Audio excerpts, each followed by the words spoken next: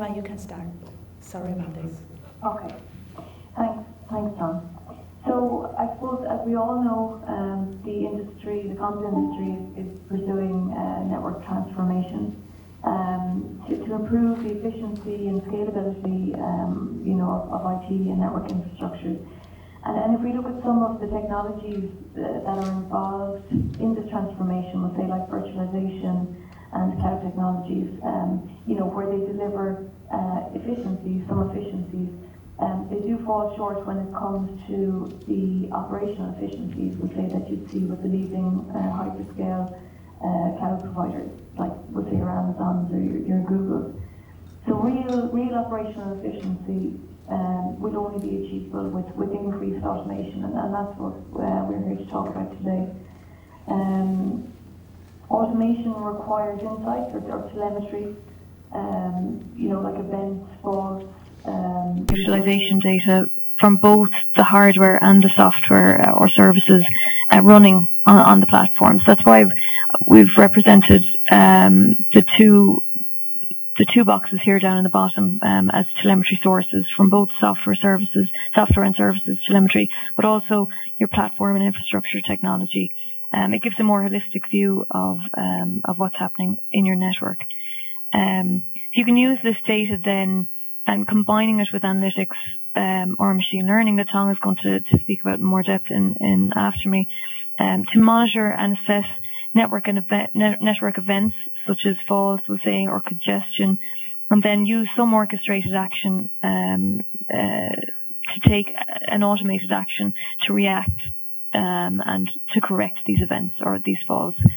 So the way we see it is we see how Intel platform features can play a pivotal role as part of intelligent closed-loop solutions that are reactive, proactive, and predictive. If you go to the next slide, Tom, thanks.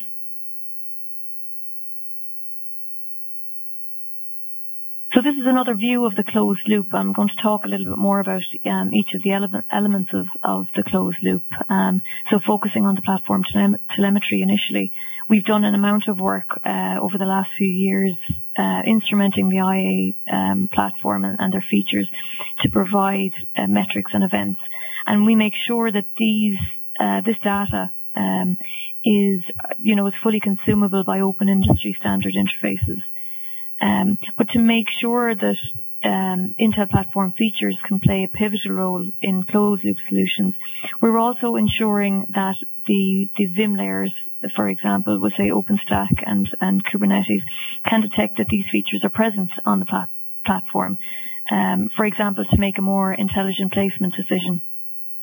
I'll use an example of there is a power feature called SSTBF. It's Intel Speed Step Technology Base Frequency, and this technology has the capability to of assigning certain cores as priority cores. So basically, they will run at a higher frequency to offer increased performance, for priority workloads. And then you leave the others running at standard frequency. So if you wanted to land a workload on a node that has this feature, you would need the Vim layers to be able to make that intelligent placement decision. So we want to ensure that we can detect features that are on the platform and also provision them as well. So to configure them and also to provision them on initialization, but also to be able to configure them dynamically during runtime. So the other sections that we see here as well, excuse me, from an analytics point of view, you've got the analytics component, which Tom will speak about in more detail. But we want to be able to show the correlation between Intel platform telemetry, that there is a correlation between Intel platform telemetry and network events to help identify or predict issues that could be happening in the network.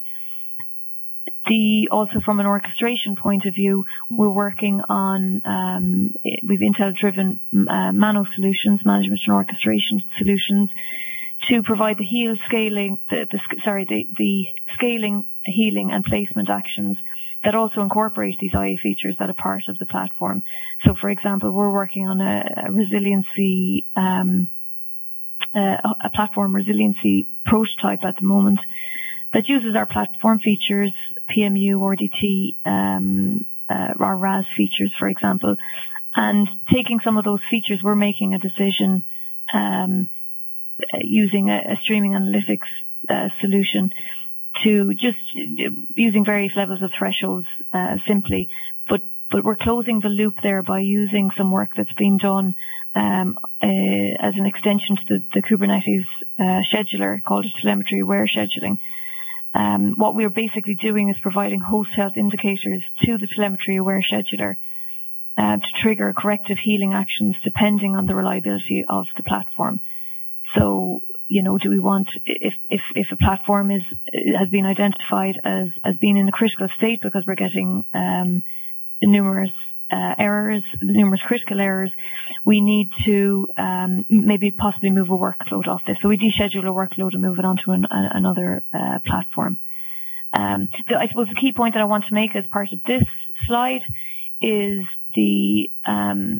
that the orchestration and the analytics, where they are interchangeable, you could take some Intel-driven solutions here that we're working on at the moment, but you could also integrate with your own proprietary or commercial and network and monitoring analytic solutions, or your commercially available Mano solutions as well. Okay, thanks. On the next slide, please. So here's how we're doing the collecting of our metrics. We're using CollectD. It's an open source collection daemon. It's been around for about 10 years now, and it's been actively contributed towards. It has this notion of northbound and southbound plugins, a kind of a pluggable architecture. The southbound plugins will pull metrics from the various different hardware subsystems on the platform and ensure then that this information is exposed via the northbound plugins, so we can interface with management or orchestration solutions or layers, and also maybe monitoring and analytics systems. The rate at which you collect metrics via CollectD is fully configurable as well. So depending on the level of granularity that you're looking for from your information, you can go from the order of seconds up to the order of minutes. Next slide, please, Tom.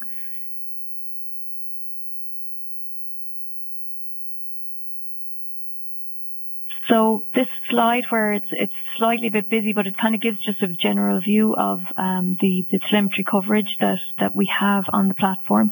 We have these technologies called run-sure technologies, and under that you have functionality, RAS functionality, which comes under or means reliability, availability, and serviceability. So it's the ability to be able to identify memory errors, I/O errors. You've got your PCIe error detection as well. Gives you an indication as to how your network infrastructure is actually running. There's also Intel RDT, which is Resource Director Technology. That gives you an insight into your last level cache utilization and also your memory bandwidth utilization. There's also functionality there where you can actually control the allocations of both. We have telemetry coming from our power features, PMU, IPMI, DBGK, OVS. There's a myriad of plugins that we have written that are IA specific and are available in CollectD today. Also on the publishing side, we interface. We can publish via SNMP, or we've done some integration work, but say for example with Vez and Prometheus. So that we can interface with various different kind of endpoints, I suppose, to provide our data and make sure that it's consumable. If you wouldn't mind moving to the next slide, Tom, thanks.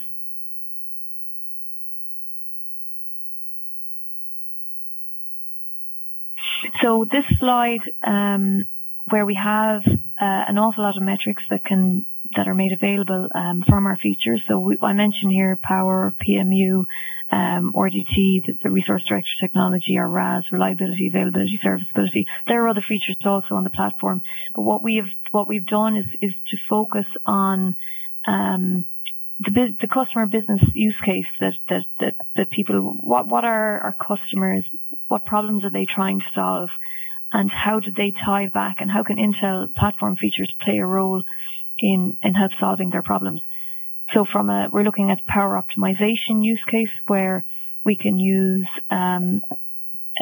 we can basically use metrics from the platform to scale up and down the core frequencies of the platform, depending on the traffic load or the demand in the network at the time. Tong will probably touch on this as part of some of the work that she's doing. She's identified some PMU metrics there that can play a role in power optimization. From a security point of view, the PMU counters actually also play a role here to help identify side channel attacks. And we're also looking at a prototype around platform slicing to be part of a larger 5G network slicing use case.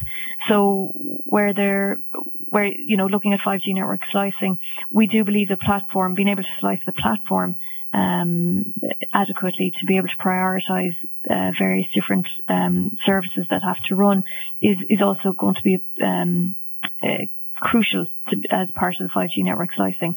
So we're looking at a prototype using RDT about being able to assign various amounts of cache, memory bandwidth for priority services, and also we can work with the power function, with the power capabilities as well. And as I mentioned, we're also doing a platform resiliency demo that is encompassing these features.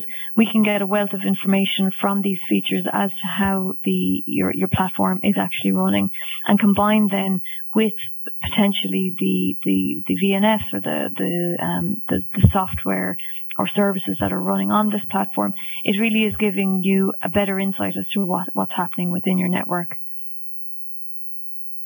And if we go to the next slide, Tom, thanks.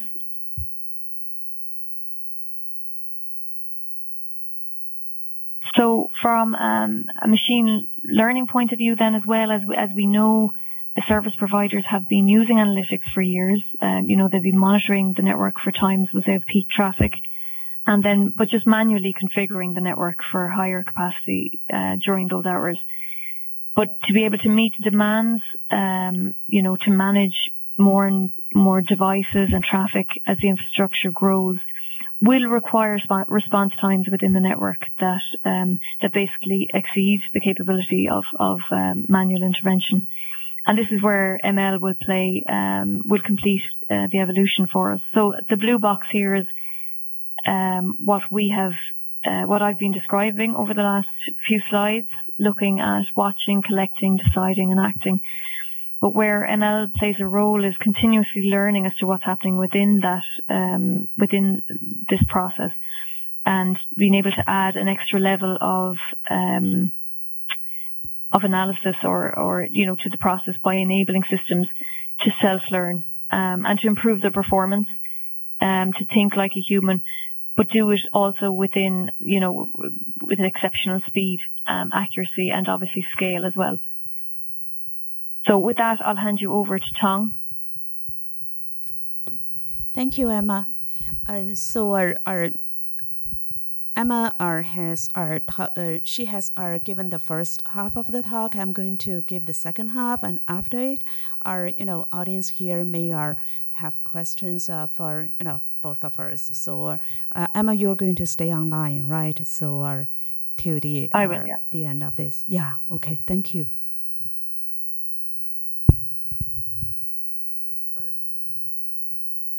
Let me use this one. So Emma has talked about the basic components of closed loop automation. So for the NFV, network virtual functions, so we propose there are three major components here, right? So Emma talked about the Intel architecture platform telemetries. We have developed a large number of collective plugins to get various kinds of telemetry features about the platform.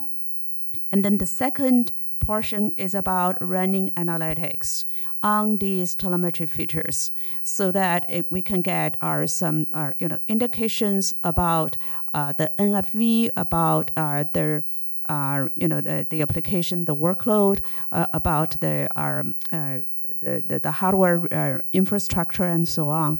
And then based on the analytics result, the third component is the automated action, so that we can achieve our optimization, or we can achieve our service assurance, we can achieve efficiency of the infrastructure, and so on.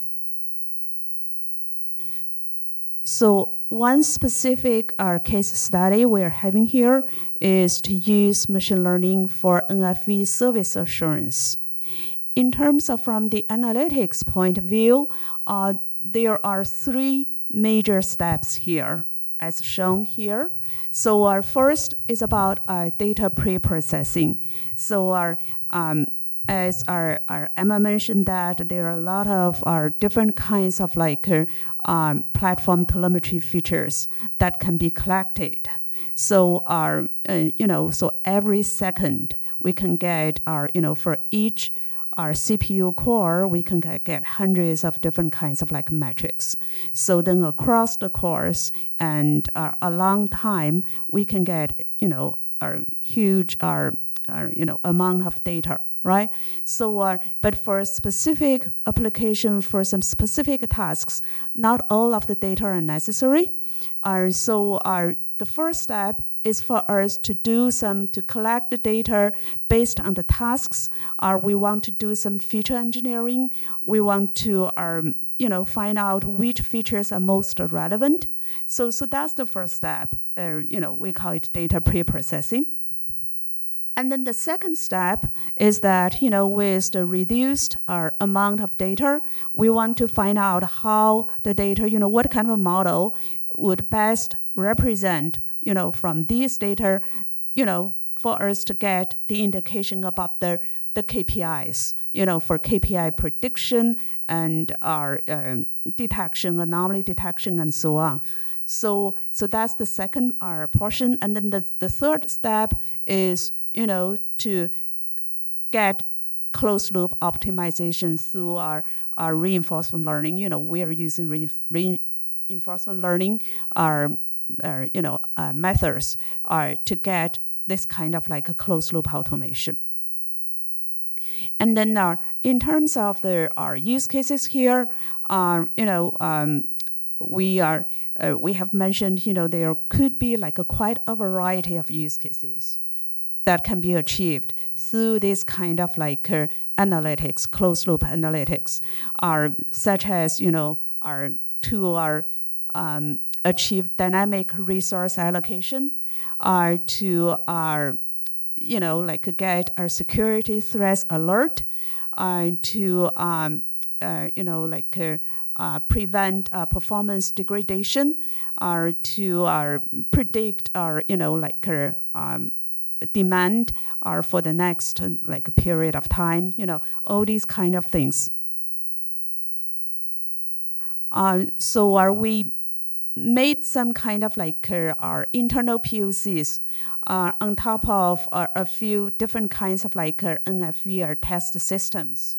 So we tested our algorithms on top of our VEPC, as well as our VCMTS. These are two different kinds of our VNFs. We are also testing on some more VNFs right now in our own labs. You can see here the telemetry data are collected through CollectD, which include our CPU, PMU, memory, load, and so on. Different types of telemetry data. So the total number of telemetry data can be hundreds to even thousands are sampled at certain interval. It could be every 1 second, 5 seconds, or 10 seconds. And then there could be different kind of types of target KPIs. So here are, for the study we're showing here, we just take the packet job rate as the KPI. So first, I'm giving an example for data pre-processing here. With our, there are VPC, our testing system that we had. So we first remove the irrelevant data. So for example, our focus is on our data plane, our metrics. So we just remove the control plane data for this case, right? And then after that, we have like our 1,065 features remained. And then among these features are, some, just similar to a lot of other data, our analytics, our work, right? So we need to align the data based on timestamp, and then there are some data missing. We need to do certain kind of like interpolation of the data. So these are just the common kind of like our data, our processing, our steps. And we also remove those features that don't change over time, even when there might be some traffic or workload change, but if these features just always, remain the same value without, there is no kind of like, no meaning, it's not meaningful to do analysis on top of those. So we also remove those features. And after that, we have 726 features that are remained. And then we do our data normalization, right? So just like as always, before any applying any machine learning tools, we do normalization of the data. And then we also split the data into our training set, our validation set, and test set. So basically, we follow kind of like our common, usual kind of like steps for data pre-processing. And then as I mentioned that after pre-processing, we still have hundreds of metrics there, right? And then we are number one, we cannot sample this many metrics because it's just not practical. It takes time, takes memory space to have all these features. So we, after data pre-processing, the next thing we do is our feature selection. And to do feature selection, there are two ways of doing it. One is that, offline, we just from the hundreds of features, we are, through certain methods to find out with a particular KPI, which features are most relevant to this KPI. So here, I listed some of the methods that we tried, right? There are different methods. It could be unsupervised methods, supervised methods, recursive methods, and so on, right? So we tried different methods, and we find out how you initialize the procedure, the different methods and so on. The results could be somewhat different. Eventually the features that we obtained are kind of like not all the same, but there is still significant overlap through different methods. So this is feature selection. And another way to do it is a dimension reduction, which means that you have you just collect all the features, and then through our trained our models, you can reduce the dimension. But for dimension reduction, you still have to collect all the features at the beginning, right? Of course, there is certain kind of method that after our training you can, project the reduct our dimension features to some original features, and then in that way you can identify the important features. But we're not talking about that. But we basically, right now we use the feature selection methods for now. So here I give an example about how we can actually recursively select the features for a certain target KPI. You can choose like the number of features you want to have, right? From 40 to 20 to 10. So depending on how many features you want to have, so we can get this subset of features for the next step of our analysis. And here we show that you can see like at the very left part, that's the number of features. And based on the number of features, the y-axis shows the accuracy of predicting packet loss. Remember that we're using packet loss as the target KPI here in this study. And you see that the accuracy actually at a certain point, say when you're having like say like 75 features comparing with you're having 225 features, actually the accuracy are similar, which means that we really don't need to have hundreds of features, right? So we can reduce the number of features to a certain extent without affecting the accuracy. But at the same time, look at the middle figure and the right figure, which shows the relation about the training and inference time cost versus the number of features. You can see that the time cost for both training and inference are linearly proportional to with the number of features. So that means like when you're having fewer features, the speed for both training and testing, training and inference is much smaller. So so here it shows why we want to do our feature compaction. Now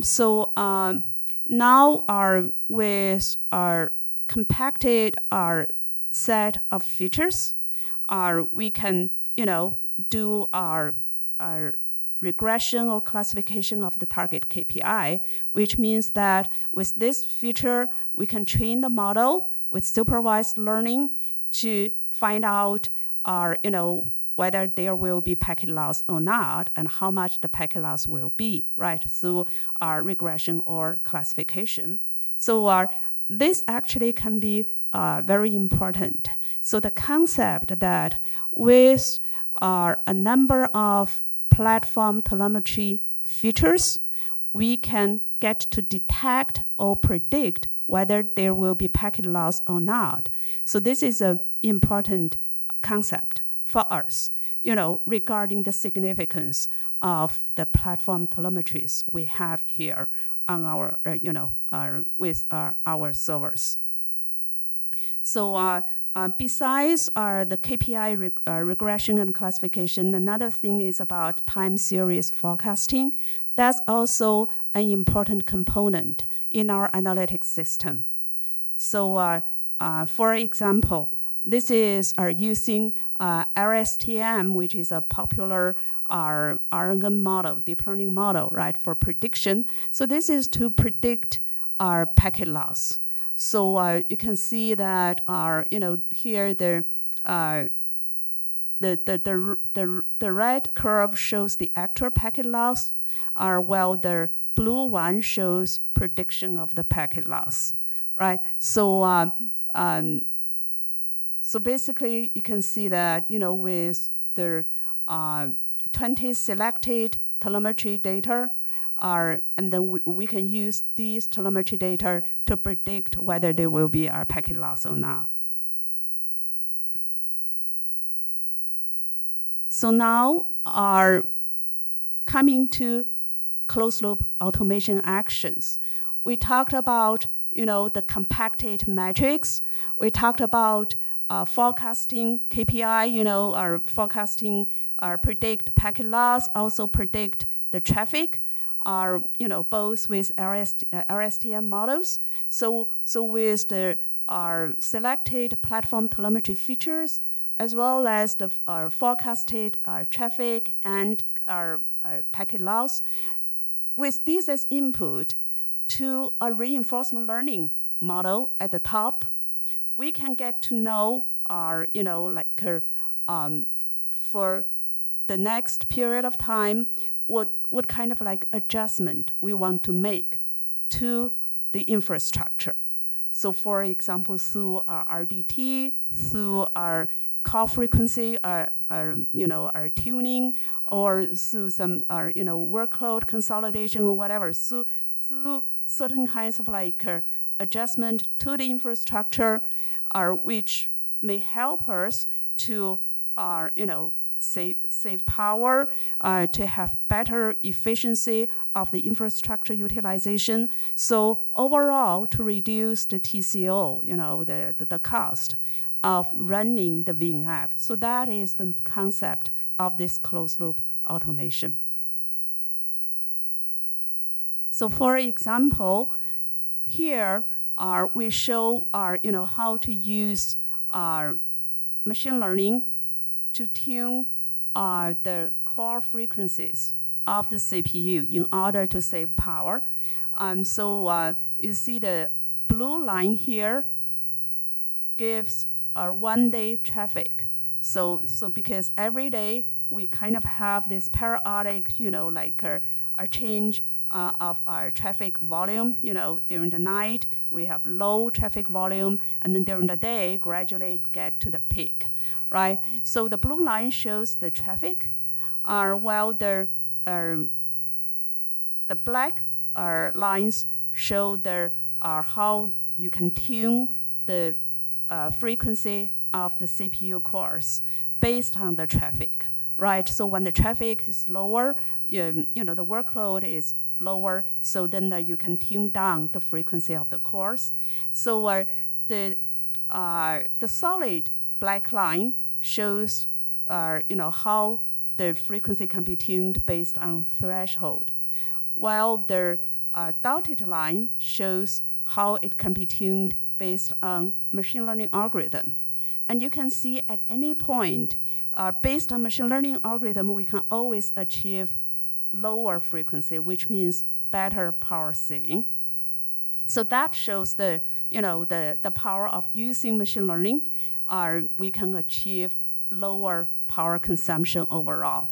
So with such approach, we can get 30%, 40% a saving of the power, which is pretty significant to our customers who may be running large number of clusters of servers in their data center every day.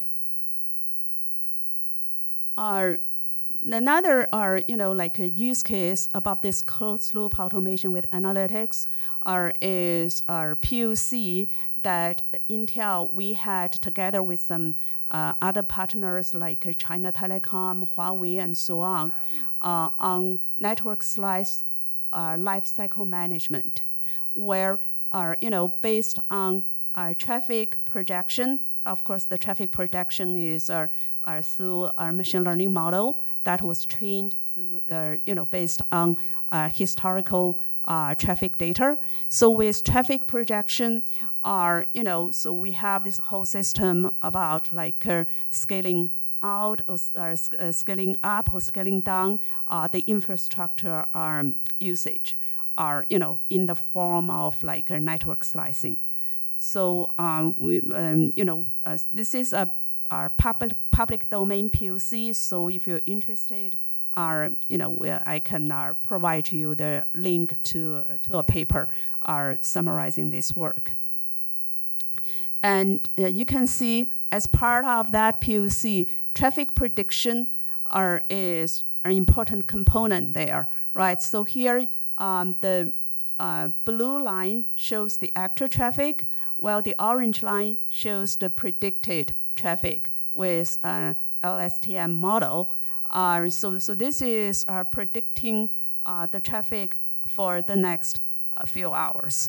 So you can see most of the time the prediction follows the trend pretty well, except at certain, at the very peak, sometimes, it cannot follow, when there is sharp peak over there. So that's something like we still need to improve the algorithm. But normally, the prediction can follow the trend pretty well. So yeah, this is my last slide, which basically I borrowed from, at his publication. I think I put it as my last slide because I think it gives a very good summary about, when applying AI and analytics to our network operation domain. These are the basic steps that we need to go through, and we have followed this.